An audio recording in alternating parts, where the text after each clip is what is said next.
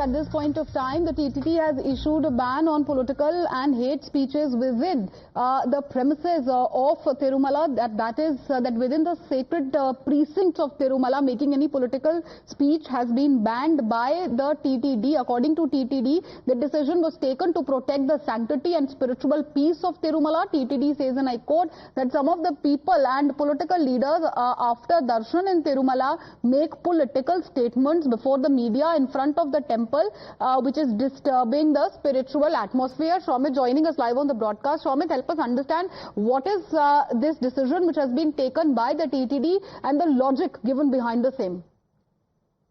Well, actually, we have saw lots of, several political statements on the Tirumala Tirupati Devasthanam, and even several politicians have reached there, including the former TTD chairman, Karnakar Reddy, and he was, taken into the custody there at the temple premises after he has conducted the special puja and also Harti in the TTD premises. So, considering this, actually, initially the decision was taken by the, TTD board that there will be, no one will be allowed to onto the Tirumala Tirupati Devasthanam hill, where actually this temple is located. So there, no political leader should be making any political statement, is what initially the board had stated. And again, because a TTD board chairman has to be appointed. So recently he was appointed, and after the board meeting has been conducted, even decision has been taken, and now it was announced that if any leader, a political leader makes at the TTD makes any